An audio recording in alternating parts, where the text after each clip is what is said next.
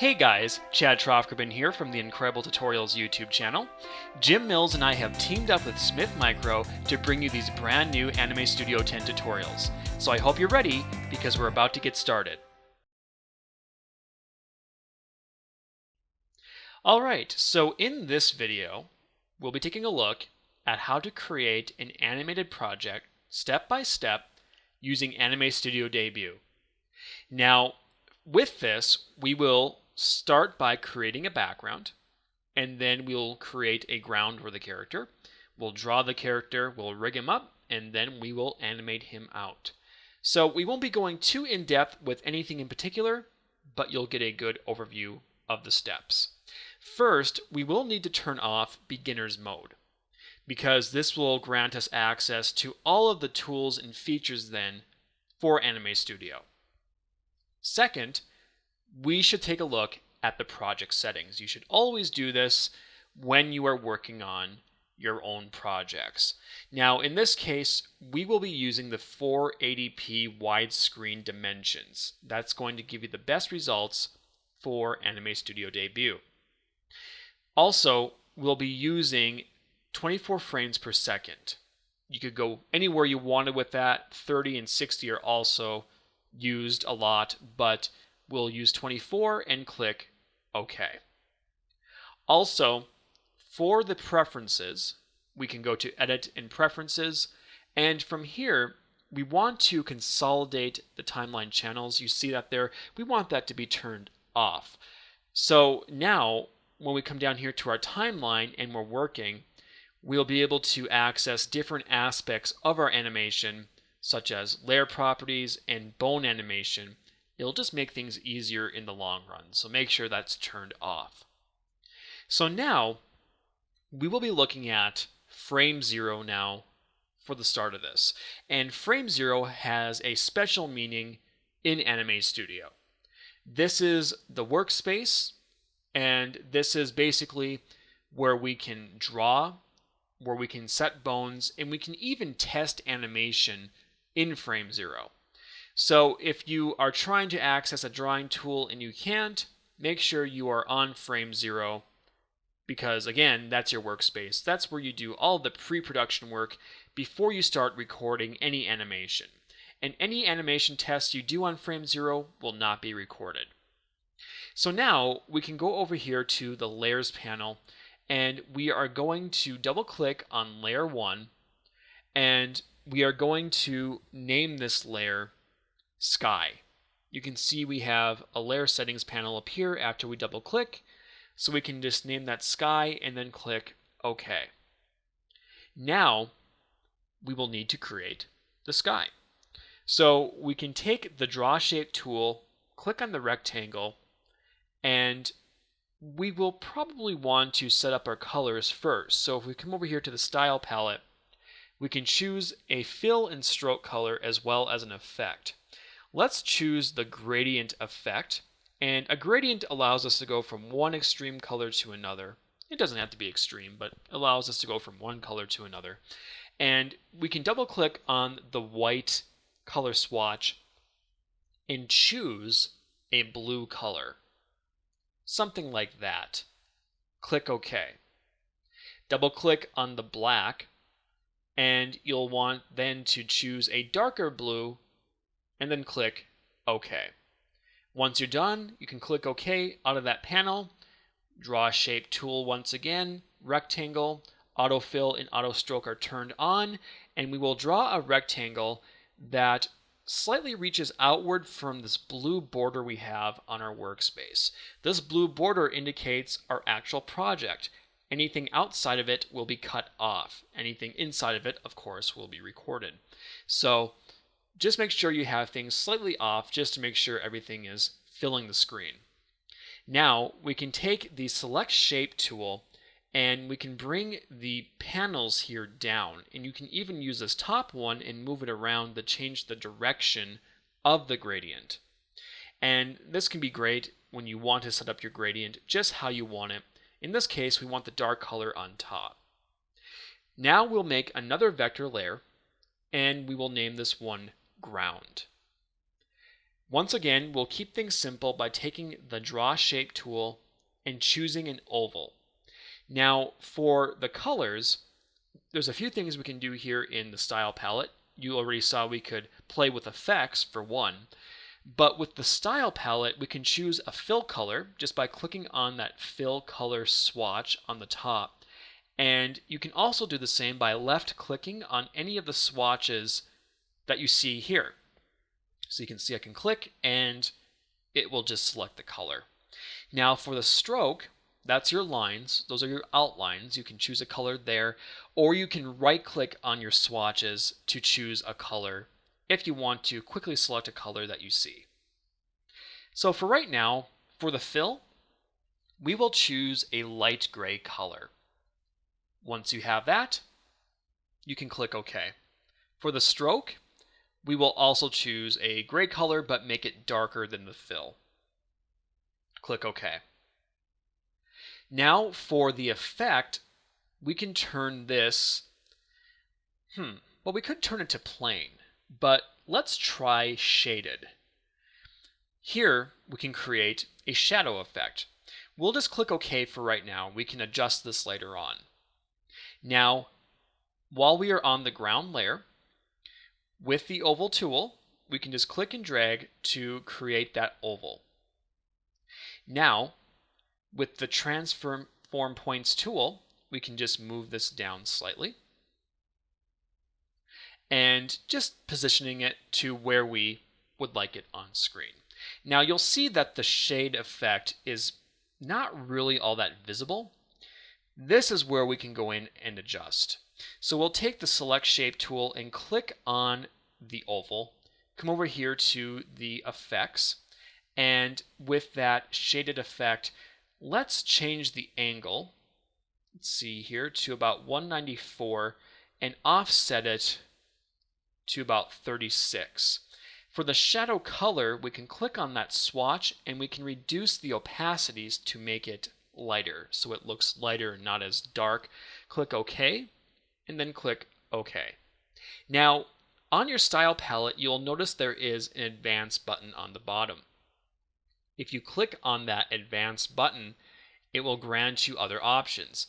In this case, we could actually add a second shaded effect. So we'll click on the oval, click on Advanced, Effect 2 will pop up, we can choose Shaded, and then from here, we can move the angle in the opposite direction, and we can go to the shadow color and choose white.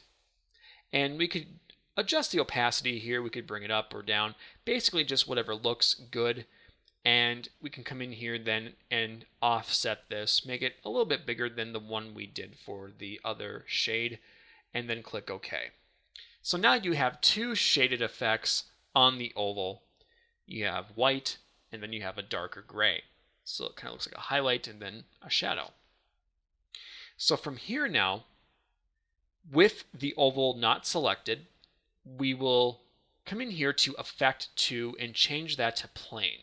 And then we will minimize the advanced portion of the Style Palette. Now we can create some craters.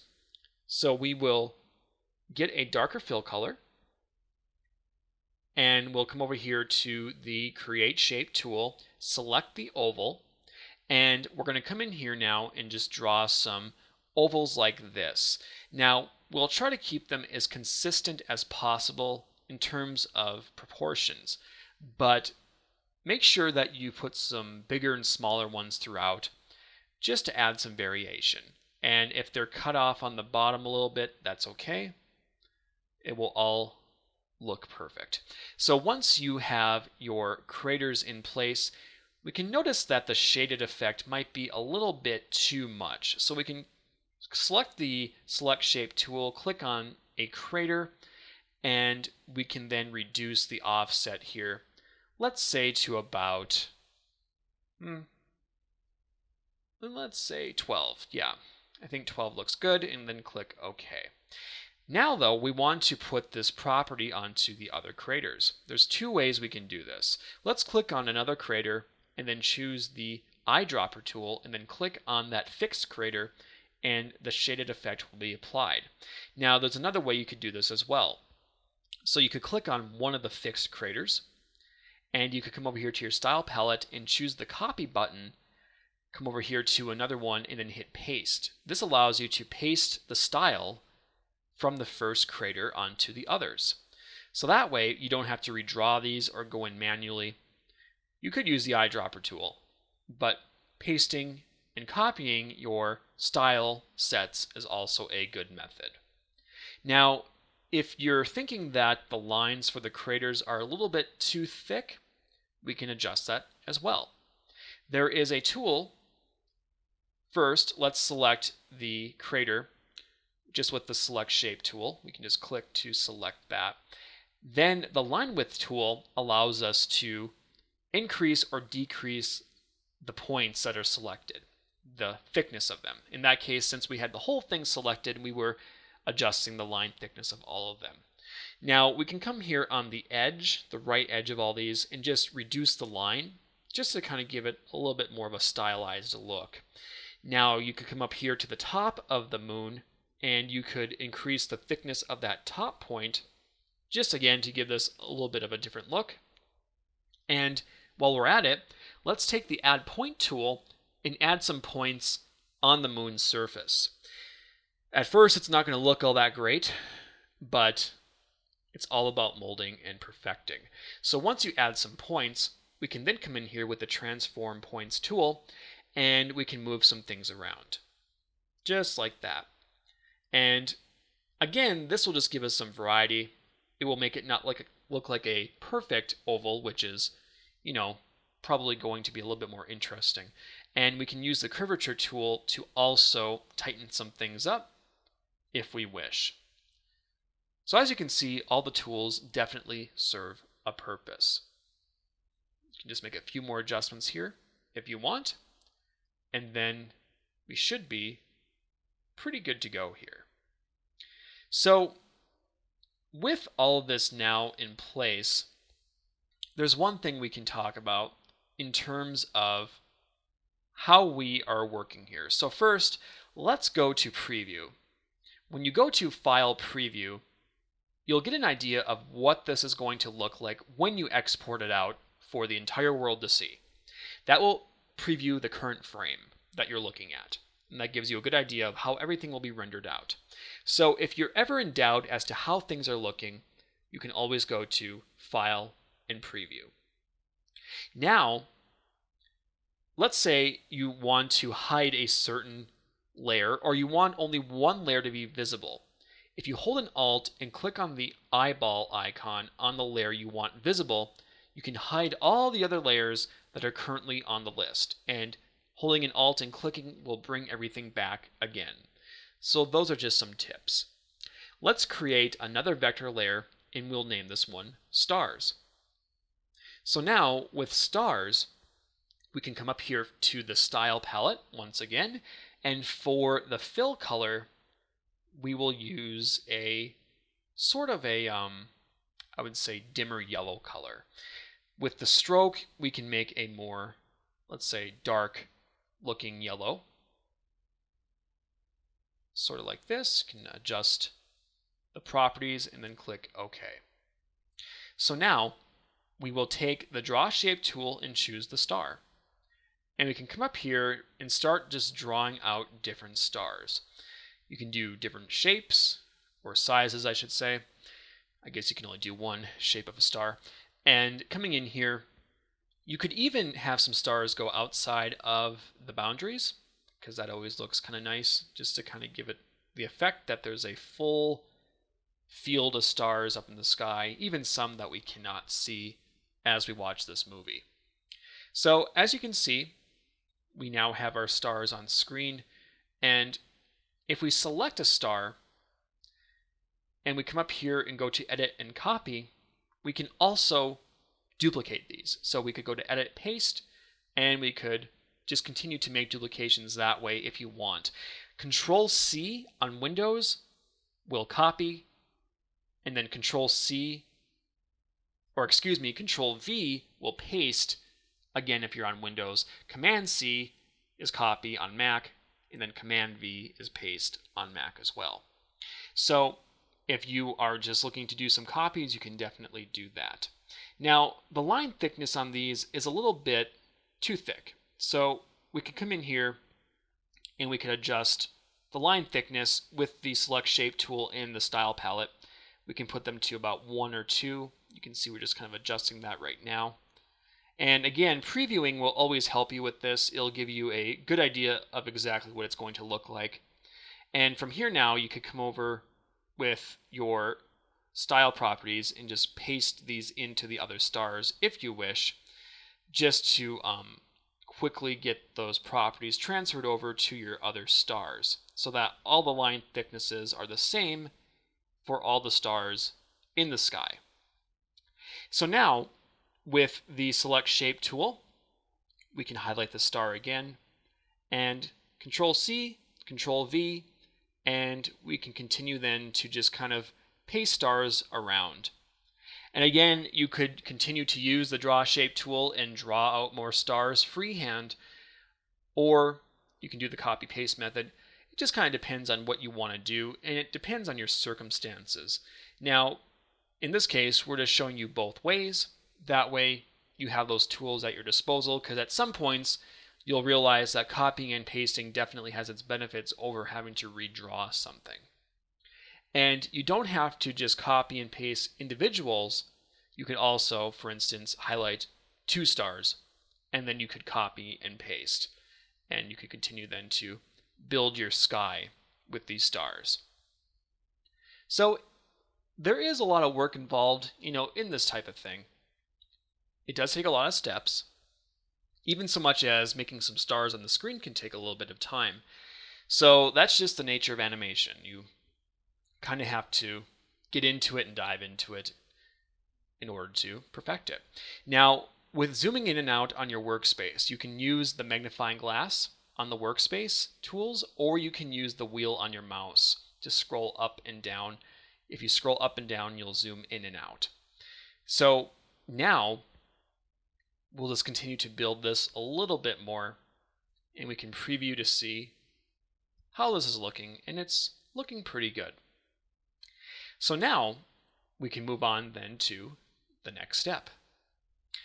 First, we'll select the ground, then we'll take the Transform Points tool.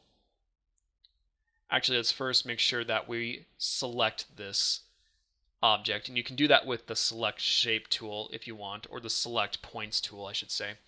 And then you could then take the Transform Points tool, and we can move this down because it's just up a little bit too high, and we can just nudge that down a little bit just to make sure that everything looks how it should look.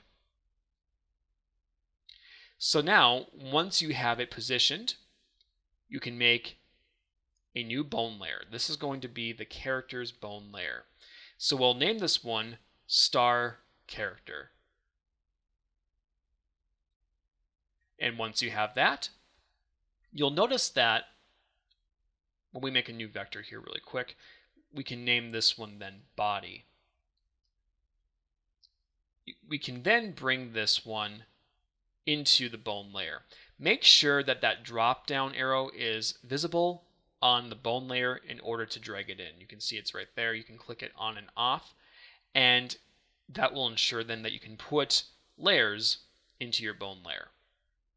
So now we will take the star shape, come in here, and we'll draw out a star.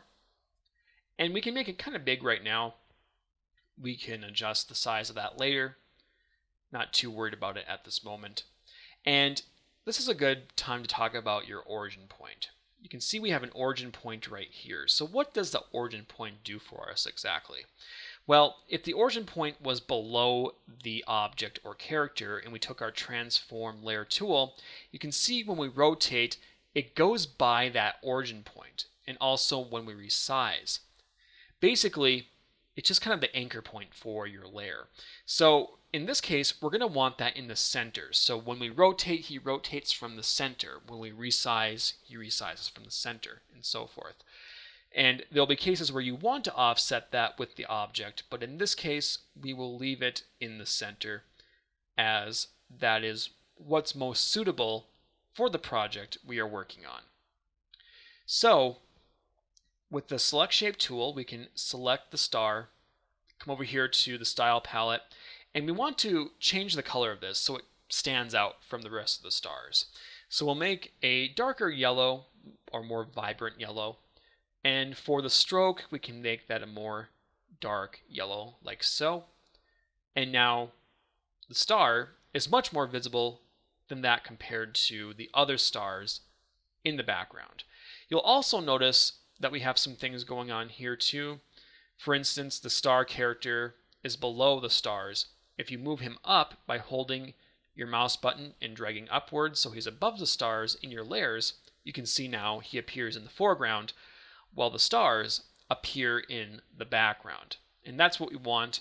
And you can see too that the thickness of the lines of the stars is still maybe a little bit too thick. It's kind of more evident now when we zoom into the workspace.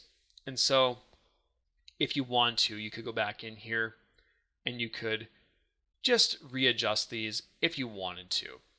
So we could just come in here and we could also choose plain to make them not shaded, and just basically come in here and copy and paste. So if the line thickness is too thick, you can do so. We'll just leave it for right now, but mostly the shaded effect is what was getting to us. So we'll skip forward.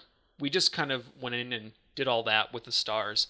And now we can resume work here with our main star character here. So what we'll want to do here is first, let's just select, it's kind of bugging me. Let's just select all those stars. And we'll take the line width tool. This is a lot easier to do when it comes to that line width. And we'll just reduce the width of the stars. That way, they're all taken care of and we don't have to worry about that line thickness issue anymore. So now, once you have that, we can bring the star character back. We just had him hidden when we paused the video to do all those corrections with the stars. And now we can focus in on the star character's properties, basically the actual character.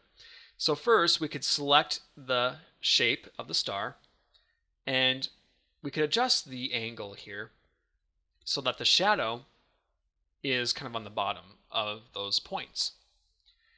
Next, we can also adjust the opacity here just so maybe it's a little bit lighter, and then that looks pretty good. And then we can also do the offset here and click OK. So now we can click on Advanced, and for the second effect, remember we did this for the moon, we'll place the shadow on top. But this time, you guessed it, we'll be using a white color, or a whiter color, I should say. I guess there's only one white color. So once you select white, you can come in here and you can adjust the opacity just like before. We can turn that up probably a little bit more than we did with the shadows and click OK. And the offset can be around, let's say 14, and then click OK. So now we have both shaded effects on the star, and that's looking pretty good. Now we can turn Advanced off because we won't need those effects, or both of those effects, for a while. And with the star character bone layer selected, we're going to start adding some bones. So with the Add Bone tool selected, starting from the middle, we'll draw upwards on the first spike. And then we can draw a second bone for the right spike. Now, when it comes to working with bones, there's a hierarchy of bones, and you want them to be connected in a certain order. In this case, we want everything focused in on that first bone, the vertical bone. Because if we had, for instance, this second bone connected to the other arm, if you take the Reparent Bone tool and look, you can see that it's just not connected right. Your other arm bone's connected to the arm bone, and you want everything on a anchor bone or central bone in most cases. So what we can do is just take that Reparent Bone tool with the offending bone highlighted and then click on the bone we wanted to connect to. Now, whenever we draw a new bone, let's make sure that that top bone is highlighted. That way, that will be the main bone or the anchor bone. So now we can select that top bone once again, and then just come in here and draw out that last leg. So if we take a look at the bone strength tool, you can see where the bone influences lie. And this is the default, and they're pretty big in this case. Now, if we take the manipulate bones tool and we move around, you can see that it's affecting not only the arm, but some of the legs are moving a little bit. The second arm is definitely moving when you move that bone. So it's best in this case to take that bone strength tool and just hold your mouse button down and drag to the left on your bones as you click them to reduce the influence of those bones. And you can see now it looks a little bit better. The arms aren't moving as much, or the opposite arms aren't moving as much when we move the other spikes. So that's looking pretty good. So again, we are on frame 0. You can see that we are making these changes, just doing some things here. And when we're on frame 0, we're not recording anything. If we click on the select bone tool as an example, you can see on frame 0, we snap back to the default. And if we made some other changes, you could also page forward on your timeline and then page backward to frame 0 to reinstate the default positioning of your bones. So don't be afraid to experiment in frame 0. You can easily revert back to your default state. So now let's go into that bone layer and make a switch layer. And then we can name the switch layer, let's see here, eyes. Yes, we'll do the eyes first because there's also a mouth. So making sure that we have the drop-down arrow enabled on that one, so we can make a vector layer here that we can embed into the eyes. We'll click vector, and we will name this one then closed.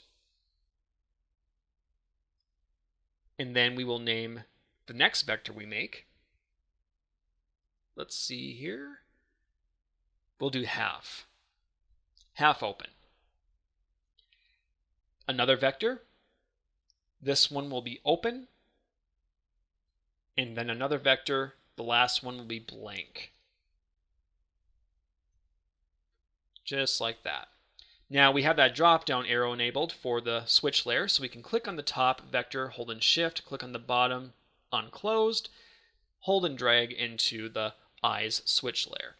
Now a switch layer allows us to only see one layer at a time. It's like a group layer or a bone layer, except only one is visible. So that gives us the advantage now to have different states of eyes open as an example. So now we are on the closed state vector layer. We are going to take the add point tool and we're going to just click once here to create a point, hold in the mouse button, and then release. Just a simple straight line. We can take the paint bucket tool, come over here to the properties here, and we just could click the fill in. We can use that dark yellow for right now, but we may change it. And you can select then that line, making sure both points are selected. You can copy with Control C or Command C and paste with Control C or Command V. Or Control V, excuse me, I keep saying that wrong. Anyway, once you position your closed eyes here, you can make sure they're symmetrical and all that. We can go to the half open state. Now we could use the add point tool, but let's just use the draw shape tool to keep things simple. And we'll come in here with the oval and we'll try to draw out here just kind of a half opened eye. And we can take the select shape tool, come over here. We will first get rid of that shaded effect. And then we can click on advance here to make sure that that second effect is also out. Both are plain. And we can come up here now to the fill And we can choose white. And we might also adjust the stroke as well. So let's come over here to the stroke color, and we will choose kind of a grayish color here. Let's see here. Let's right click. Yep. Yeah, that looks pretty good. So we'll go with the gray line then, which means let's go back to closed, and we can then adjust that line color for closed as well. But let's also make sure that the open state looks like it's lined up with the closed state. So we can copy first here and this paste to bring that color in and paste there as well. And again, it's important that the open state looks like it belongs with the closed state. It looks like it does. It looks like it's lined up. So we can copy this oval and paste it over. And again, closed, open, closed. Let's see here. Yep, that's I believe that's looking okay. So what we can do then is copy both of these then on the half closed state, come over here to the open state, paste, and then we can come over here to the transform points tool and just kind of bring these up. Geez, I can't talk. I guess that's what happens when you record an hour-long video. So, okay, we have these up now, and we have the blank. The blank is going to just remain blank. We don't need anything in there. What we do need, though, are some pupils. So let's come over here to the half open state, and we can click on the oval, and we'll just come in here and draw out an oval like so. You can hold in the shift key to draw out a perfect circle. It will keep everything in proportion. The same goes for squares if you're doing a rectangle. And we'll do the select shape tool, make a black fill, and deselect the stroke. So there's no stroke going on here, just a fill. And we can take the transform points tool, scale it down, and then we can bring the pupil up like so. So now we can copy and paste, bring it over like so. I'm not even going to try to recite the shortcuts for that because I always screw them up. So now we'll take the oval tool again, and we're going to just come in here and draw a smaller oval. Come over here with the select shape tool and make sure stroke is turned off, and we'll make a white fill color. So we can come in here with the new oval, and maybe we should place it more towards the center of the eye. Kind of gives it more of a cartoony look, kind of like that. And we can shrink it a bit. And of course, copy and then paste and bring it over then to the second eye. So now we have some reflections going for the pupils. And what we can do then is just copy these. We can use the selection tool. We can hold in shift when selecting the second pupil to select both of them. And we may have to zoom in here just so that we can grab this point. Sometimes it's kind of hard to grab some points. So you can see we're having some issue there, so we can just zoom in, making sure we're holding in shift still so we can select that second pupil. Right here we'll hold in shift. So now both are selected.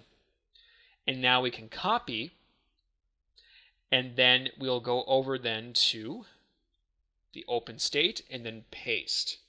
So now they should be good to go. They're in the right position.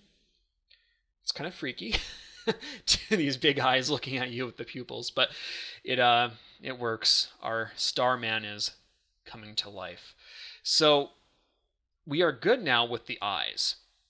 And if you're curious, you can right click on your switch layer to change the layers. So you can go to half open, open, blank, and so forth. And that's how we're going to animate this out on the timeline when we get to that point.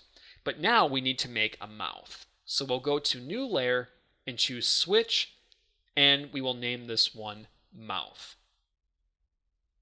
So from here now, we'll need some additional vector layers for the different positions. So we can name this one closed. We'll name the second one open. and then we will do one that's blank. Just like that. So now we can hold in Shift on blank, click closed, and drag up into mouth. So now we have our mouth instances in the switch layer. So first we'll start with the closed instance. We'll use the same gray stroke color we did for the eyes, and we can come in here now and we can just start here with the add point tool, place a point, go towards the bottom center there in between the two eyes, and then draw another point. We can use the paint bucket to make the fill of the stroke, and we can come in here now with the line width tool, making sure all the points are deselected. We just want to do one point at a time. So we can kind of have a taper effect. You can see it's now tapering at the corners of the mouth. So now we'll just do a couple adjustments here with the transform points tool to make sure everything is as symmetrical as possible. And we can then highlight that mouth, and from here we'll go to the open position, copy and paste from the closed. So when you highlighted the closed, make sure you copy, go to the open and paste. With the add point tool, we're just going to continue to add from that left corner point, have one on the bottom, and then snap to the right. So now you'll see we have this rounded effect going on, and that's because sharp corners were turned off when we made these points. So what we can do is select those corner points, like so, take the curvature tool, and then click the peak button at the top. That will snap everything so that it's perfectly straight with those two corners. You could also go from left to right to adjust this. But now we have an awesome, tight, perfect mouth. It looks pretty cool. So now we can probably come in here and adjust the color. Unless if you want him to show teeth, you probably don't want it to be white. So we can take the select shape tool, come in here with the fill, kind of make more of a pale yellow or red, color. That is not yellow, that is red for sure. And we can now have a mouth that is open. You can see it works pretty good. So we now have all three instances of that mouth, and we can even create a shaded effect for the mouth if we wanted to. You're probably used to the shades by now. Come in here and reduce the offset, have it positioned at about, let's say, let's go about, I guess, 131. And we can also adjust the opacity as well, and then click OK. So now we have the instances drawn out, and we should be good to go. So from here, we need to kind of figure out what we want to do here. If we come back out here, we alt-click on that star character layer, we can reveal all to see what he kind of looks like compared to the background. And we may want to shrink him up a bit now, because we did make him large to begin with, and that was good when we were working with him. But we can take the transform points tool, and we notice that the origin is not right. It was right for the body, but since we put him into the star character bone layer, the origin point has shifted when we're using the transform layer tool. So we can just take that origin point with the origin tool and move it to the center. The box is still a little bit offset, but he's still going to move from the center. As you can see, as we shrink him, he moves from that center point. So we can kind of position him towards the top of the center here of the stage. Just kind of get him sized up. Of course, we want him to stand out from the other stars. So I think we are doing a pretty good job of that for right now. Now, for the eyes here, we'll put them to blank by right-clicking and choosing blank for both the eyes and mouth, because right now he's just a regular star. So that's going to be our starting position for those. Now it's time to do some animation.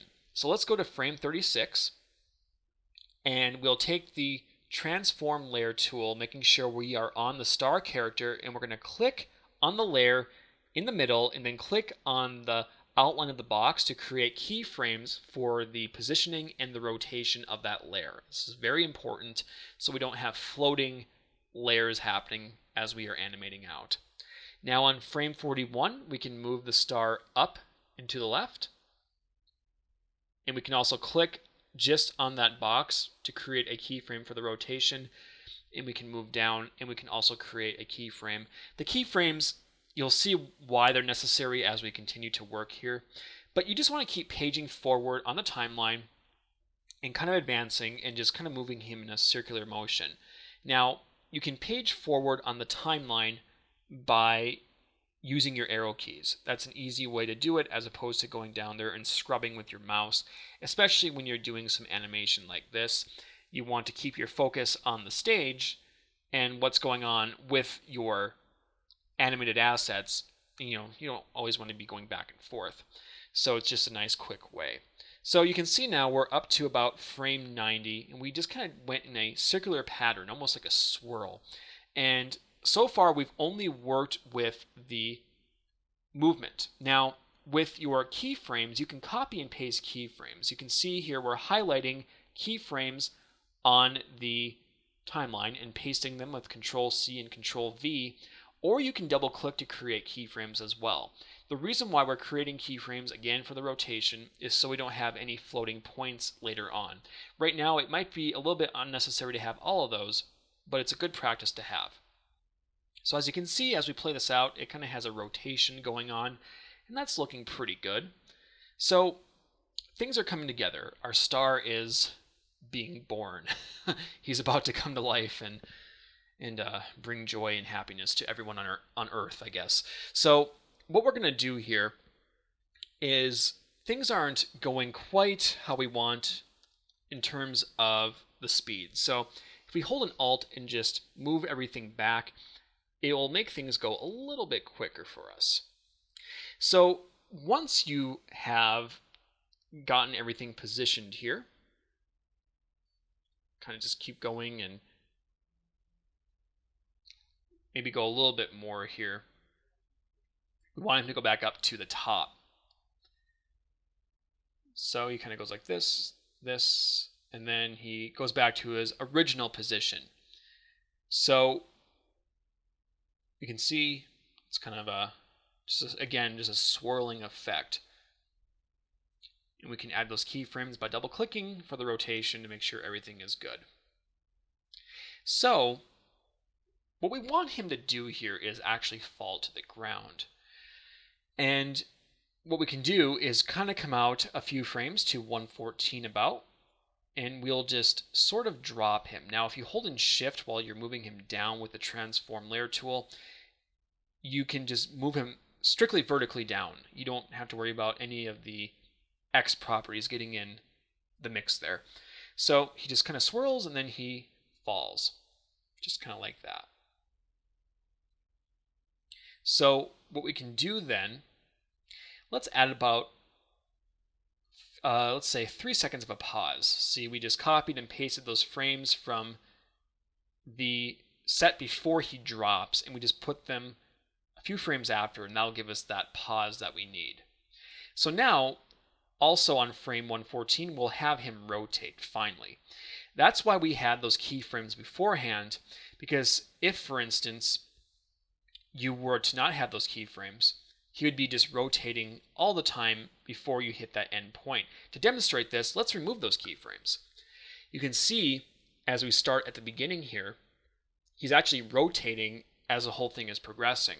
That's why you want those keyframes there beforehand to set up the start point for the rotation.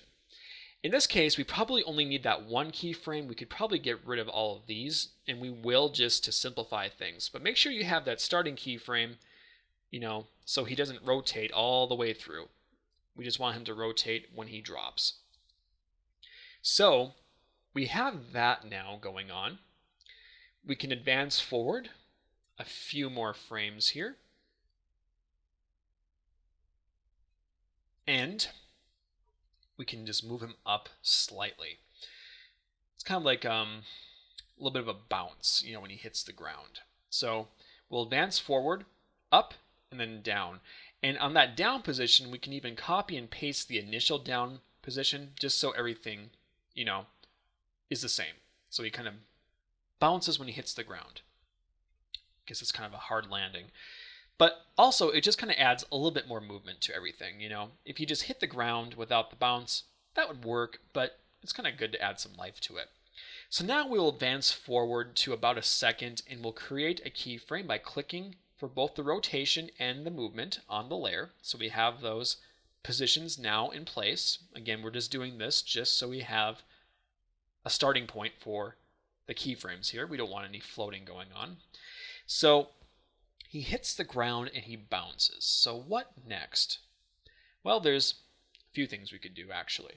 So first, we're going to actually add a camera movement. Now we got to create keyframes for these camera movements like we did with anything else. So you just click. Take the track camera and the zoom camera and just click. You can see now we have created two keyframes by simply clicking on the workspace with those two camera tools. Now we can page forward to where our keyframes are for the positioning and rotation.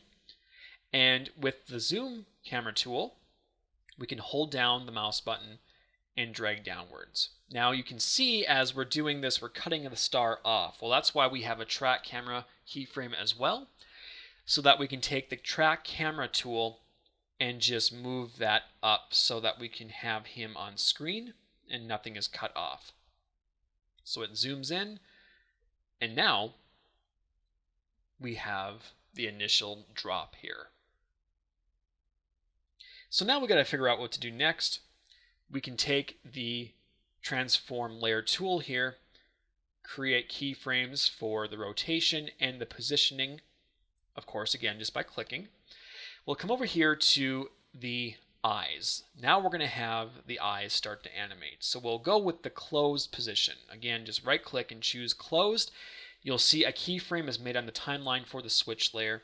The same thing will happen when we go to the closed positioning for the mouth. So you don't have to worry about it. You don't have to do anything fancy. You just, when you want those layers to switch, you just right click and choose them and it'll animate out on the timeline. Now we can advance forward 2 frames and choose half open for the eyes. Advance forward 2 more frames and choose open. Now for the mouth, we can have the mouth open maybe right about at frame 155 at the end when we have the eyes open. We can kind of see how this plays, and they open up. Well, it might be going a little bit too slow, so we can nudge that frame back for the mouth, the final open frame. And for the eyes, we can also bring these closer together. Again, you can highlight keyframes and you can move them, you can drag them around at any time to change durations of how animations work. Of course, the closer something is, it's kind of a tongue twister, the faster things will go. And if you want things further apart, the slower they will go.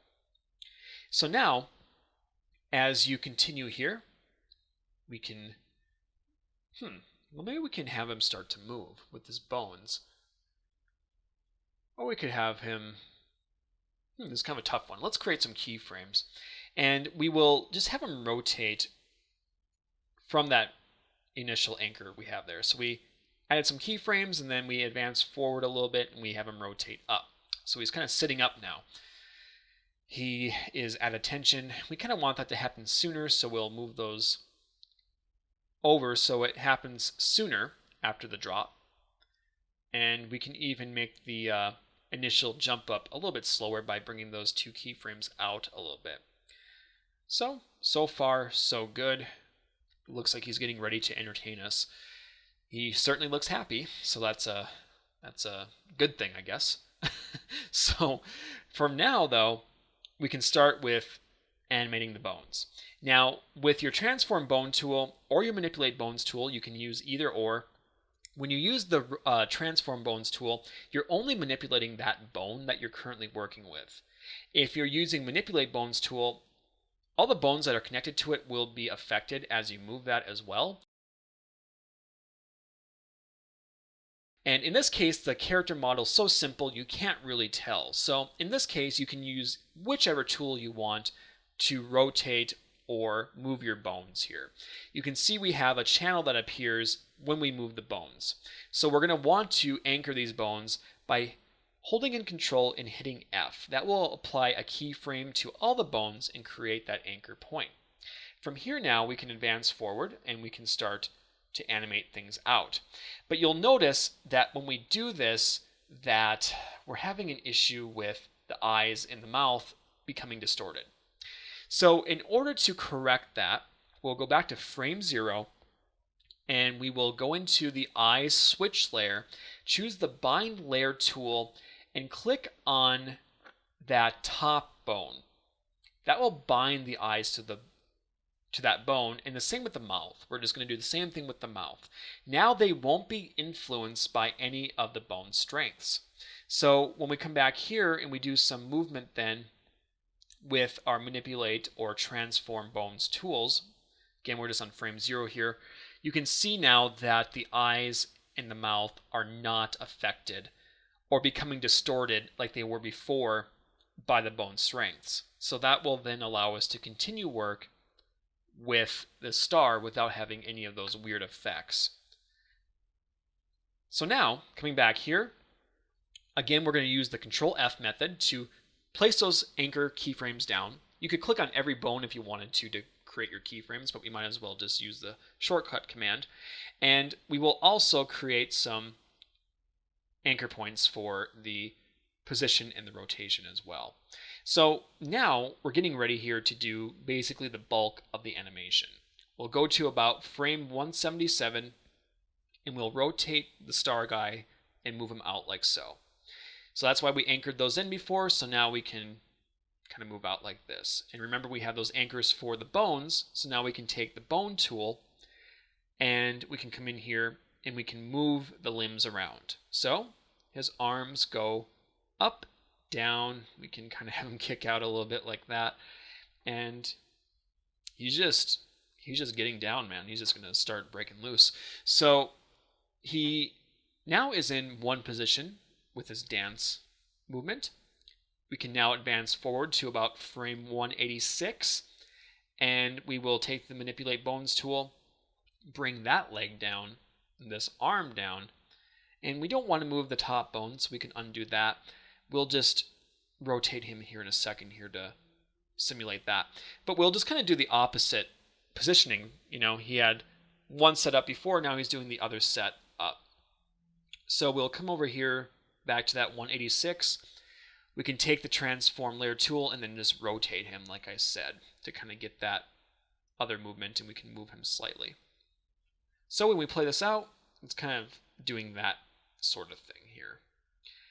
And we have a couple little issues. You know, he seems like he's floating a little bit on one side and all that, but at the same time, it could be that he's sliding. This is where, when you're working on your projects, where you can come in and fine-tune. You can see here we moved him a little bit, and maybe move him over like that. And then we can move him over like that. So he's kind of like sliding back and forth as he's doing it, just to kind of, again, just to kind of ground the animation. I mean, it's a star, he's dancing, but still, you always want to ground things to make sure that they look like they belong in the universe that you're creating, because that's always, that's what makes things believable, I guess. So we will just kind of nudge these over a little bit, you know, just to kind of space things out. It's going a little bit too fast. Maybe more like that. And what we could do too, let's see here, is we could copy these frames, then paste them right here. That way now there's kind of a slight pause, and we could then move these over to compensate for that additional duration now. But see, he kind of pauses and then he kind of goes back. And I think that looks better. But we do have a slight issue here with the bone moving. So why is that? Well, let's take a look. We can select that bone with the Select Bones tool, and on your timeline you'll see there's a red bone channel. That indicates the bone that is currently selected. The black one indicates all bones in your movement. So what we want to do here, you can see there's actually not a keyframe there for a little while. The keyframe is actually back at about 170. So we're going to want to actually copy the keyframe from 170 over to 181. So we can just come in like that, and now it looks like we're good to go, right? Yep, looks like we're good. So once you have that now, we can advance forward just a little bit and then bring these frames out. Maybe just have that, pause a little bit longer so we can just kind of expand things out to compensate for that pause. So he pauses, and then he's going to go into his other movement. While he's pausing, we can do a slight rotation because nothing ever completely comes to a stop. Just it's good to have just that slight movement. He's tilting back, and then he goes forward. So I think that will look better. Again, it's all about kind of grounding your animations in, and any little thing can help. Just subtle little things, even if it's subtle, even if people don't really realize what you're doing, that's all the better, because that just means it belongs and it works. So we're going to continue on now. We're going to do that second pause. He comes like this, and he's pausing, but he has that slight rotation and a slight slide. And what we can do then is just continue on, and we're going to do the rest of the animation here. So we want him to go back to the start. So we can copy those bone frames from when he started and paste them right about here, as well as the position and rotation. So now, this is what it looks like. It's kind of a funky little dance. We can even maybe bring this out a little bit more, just so it's not as fast. It's looking pretty good.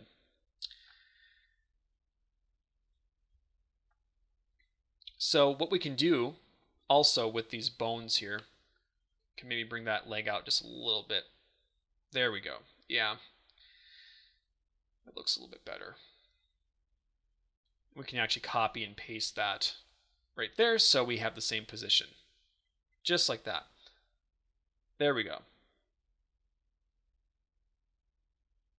Definitely looking a little bit better there. Do a little bit of a movement right here. Kind of slides his leg back a little bit.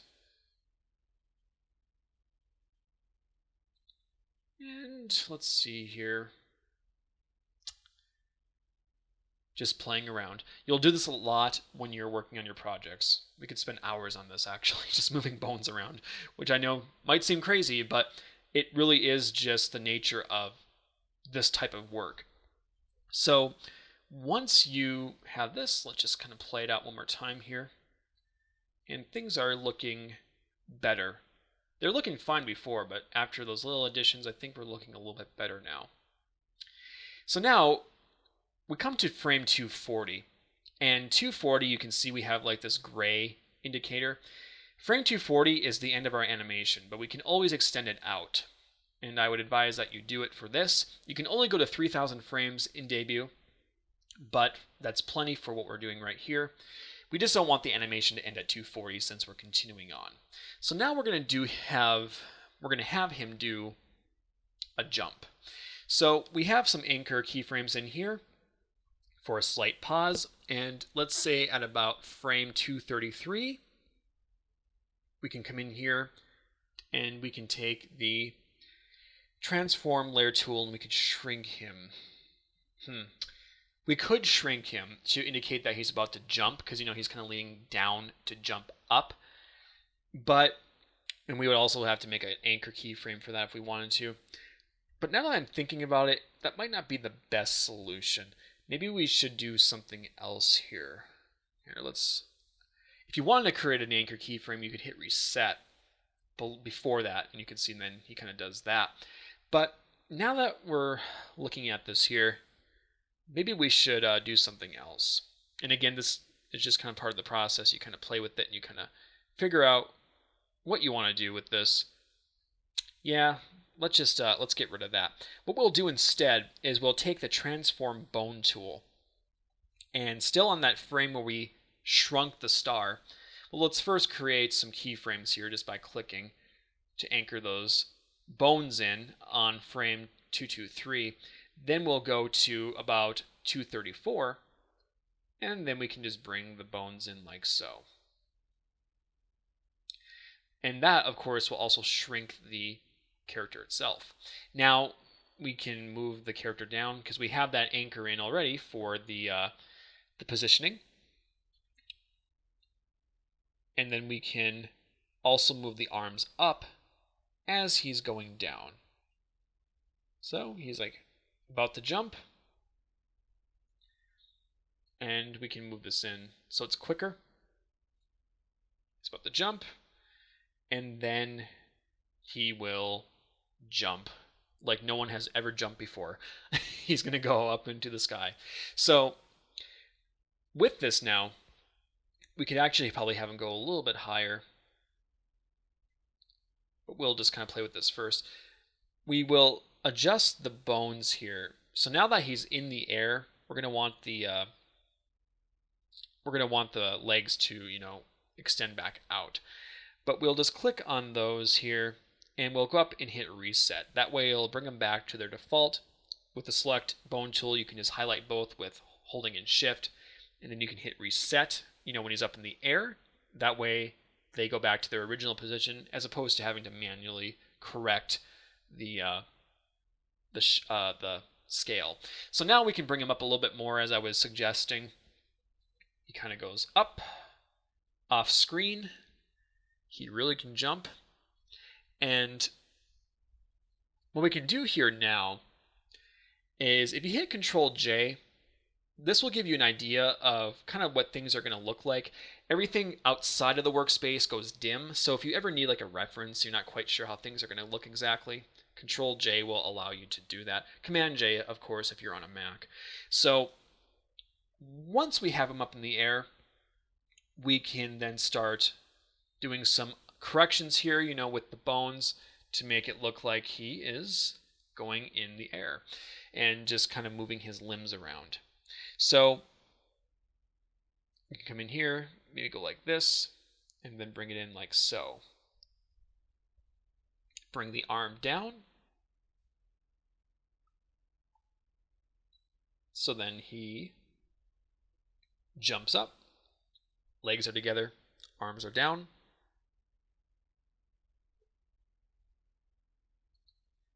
We can move those back as well, just to kind of make it a little bit quicker. Again, you're always going to be adjusting timing when you do this kind of stuff. Goes up.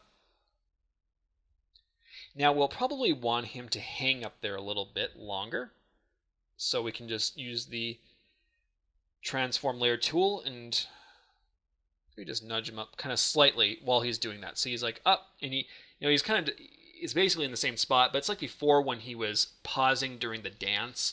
We just have that little bit of motion. He's still going up, but he's about to come down.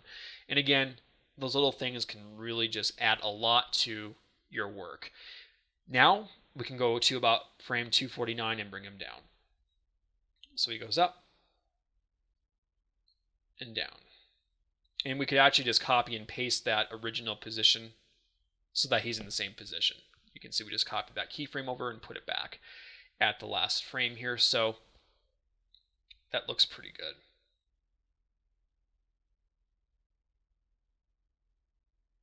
Of course, we'll still have to work with the bones here. So let's see here. When he lands, we can take the transform bone tool. So when he lands, his hands or arms will be up in the sky, kind of like that.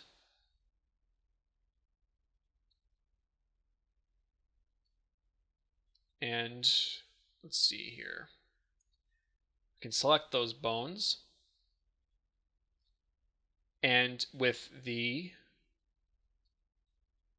red bone channel, we can just copy and then paste at 240.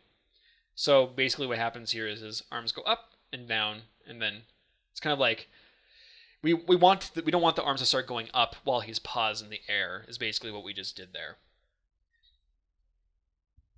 So we have him come back down. And we're going to have to do something with the legs here as well. So what we'll do is once he's down on the ground, we'll just finish up with the arms here. We'll just bring his arms out and his legs as well. And kind of goes like this, and his legs start to kind of come out. Kind of does the splits, I guess, when he lands. We can also then come over here to the select bone tool and copy those two leg bones. And let's see here, right about here, we'll copy from 234. Remember, this is the red channel with the motion, and then paste on 240. Again, just so his legs aren't moving during that pause, just like with the arms. And now he lands like so. And let's see here. We'll probably do something else with the legs here, but let's just copy these arms right here. Kind of like that. Yeah, just a little bit slower.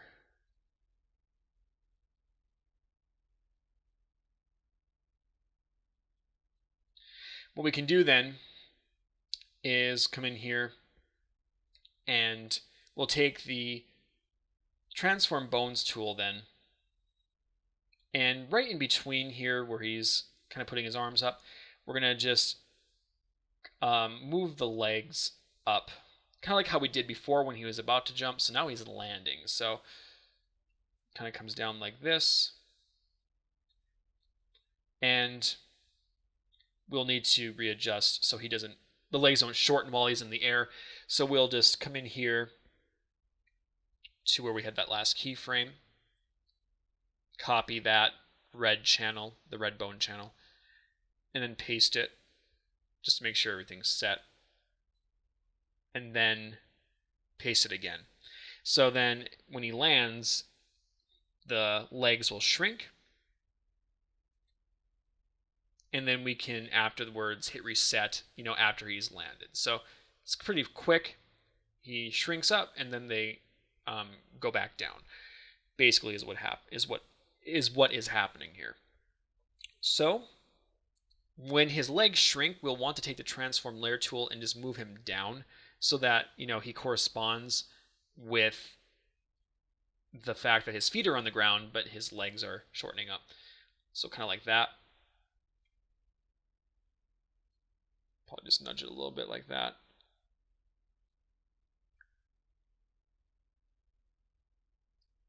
Down a little bit more.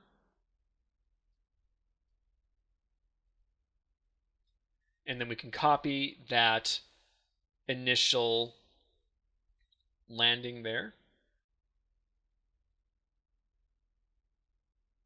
Copy the position of the layer and then paste it so he doesn't shift when he lands. And you can see now he has landed. Things are looking pretty good. Things are coming together now. So we have the dance, jumps, lands.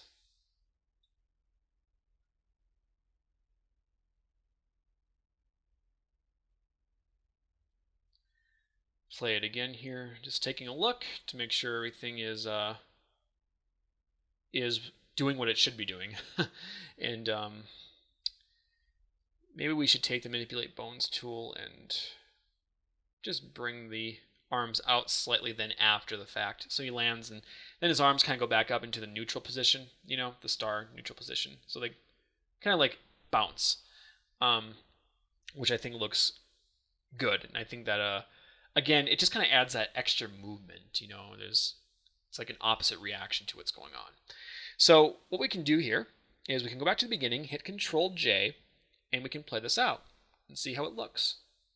So he rotates, falls, he's happy, he's dancing, jumps up, and he is good. Wow, he has some killer moves.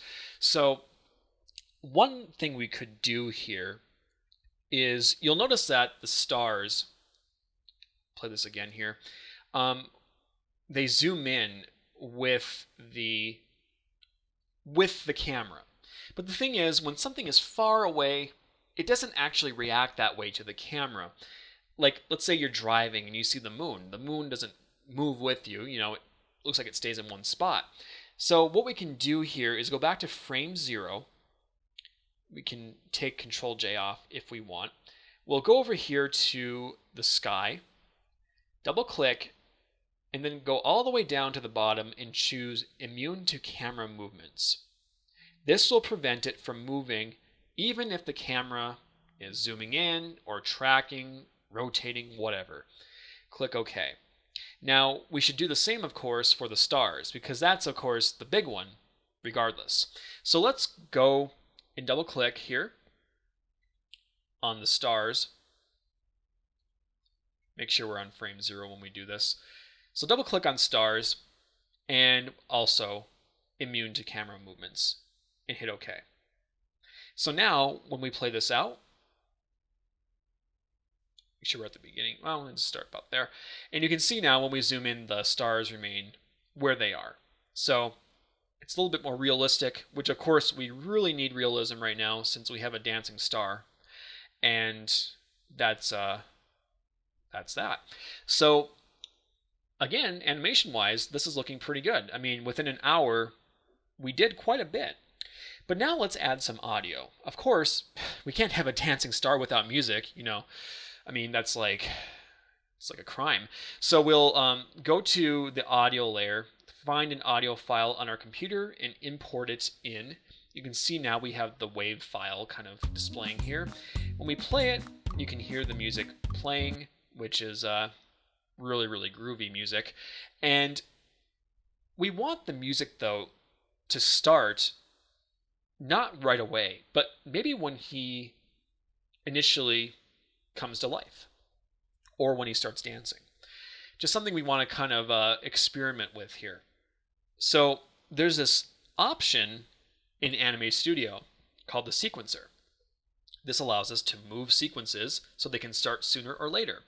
So let's position this to right about where he starts dancing. We just have that red marker, you know, from our scrubber to indicate where we were on the channels tab, and play this out.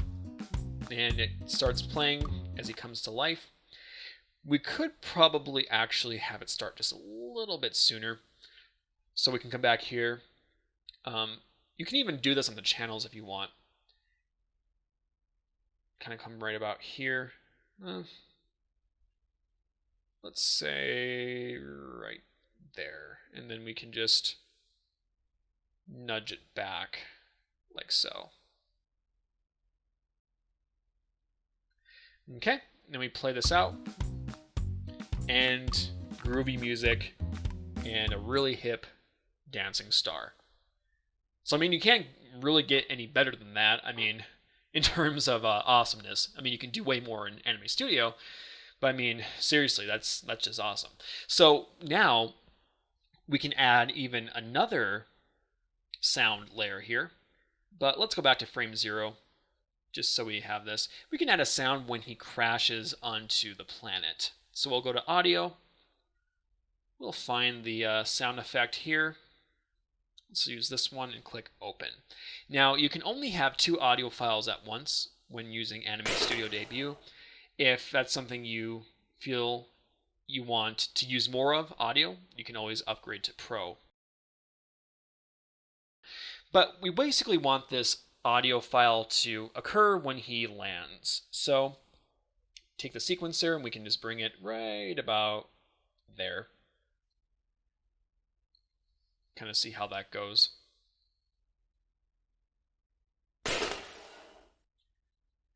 And that's pretty good.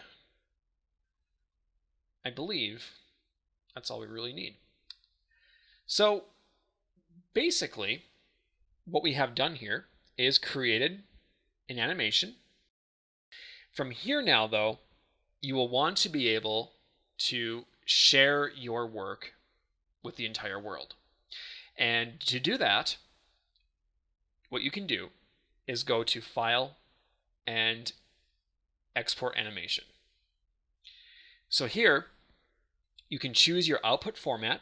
You can choose the duration of frames. If you want to capture your entire animation, make sure you click Entire Animation.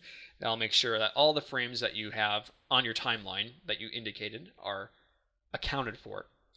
And you could even manually adjust this if you wanted to, but again, it just depends on kind of what you're going for. And we'll just choose QuickTime. You can choose a variety of formats. You can even export images if you want.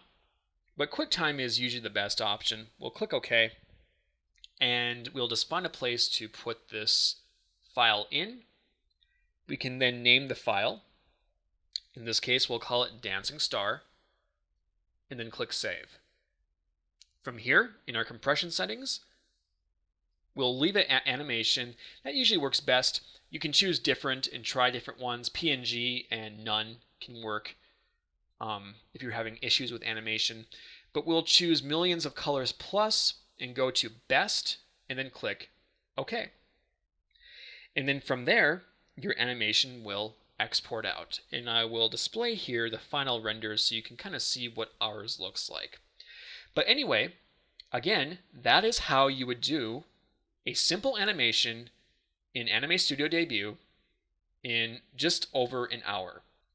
If you'd like more information on Anime Studio, you can visit the official Anime Studio website at anime.smithmicro.com. Thanks for watching, guys. Thanks for sticking with us through this hour-long tutorial, and we will see you next time.